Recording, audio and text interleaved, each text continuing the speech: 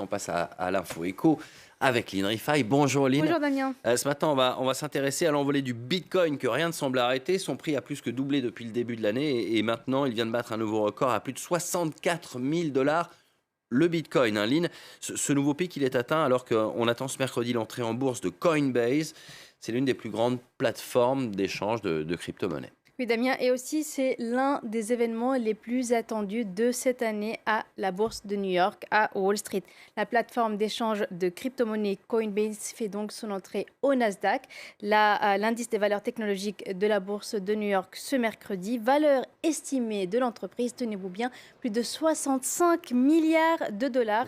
Ce qui en ferait la plus grosse introduction à la bourse de New York depuis Uber en 2019. La plus grosse introduction d'une entreprise américaine. Alors, que sait-on précisément de cette entreprise? Quelques éléments. Elle a d'abord été fondée en 2012 à San Francisco. C'est une plateforme qui permet d'acheter et de vendre une cinquantaine de crypto-monnaies, parmi lesquelles le Bitcoin et l'Ethereum. La compagnie se rémunère en prélevant des frais sur les transactions de ses utilisateurs.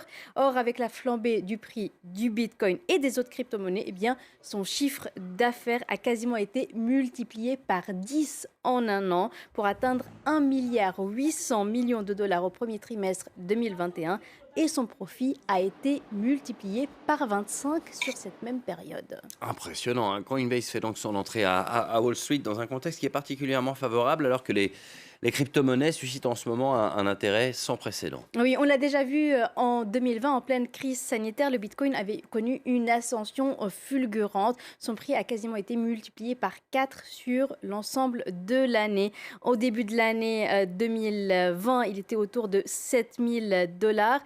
Il est passé à 28 000 dollars en fin d'année. Et cette envolée, vous le voyez sur ce graphique, elle se poursuit avec désormais un prix qui s'approche des 65 000 dollars.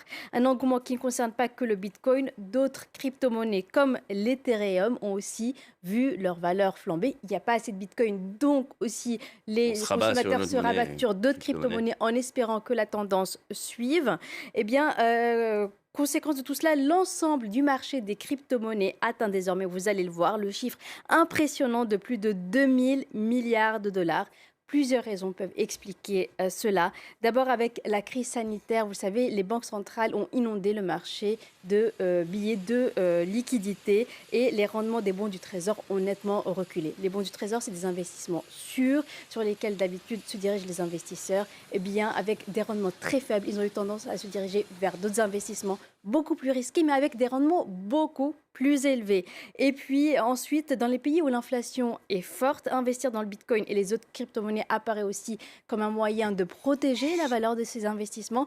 On l'a vu par exemple au Nigeria où la monnaie a perdu près de 50% de sa valeur au cours de ces dernières années. Là-bas, un tiers des habitants affirment avoir déjà utilisé des crypto-monnaies. Et puis, vous vous souvenez aussi qu'en février, le constructeur de véhicules électriques Tesla avait annoncé avoir investi 1,5 milliard de dollars dans le Bitcoin, une annonce qui avait fait bondir la demande pour les crypto-monnaies. Merci beaucoup, Lynn Rifaille. On se retrouve tout à l'heure et nous dans un instant.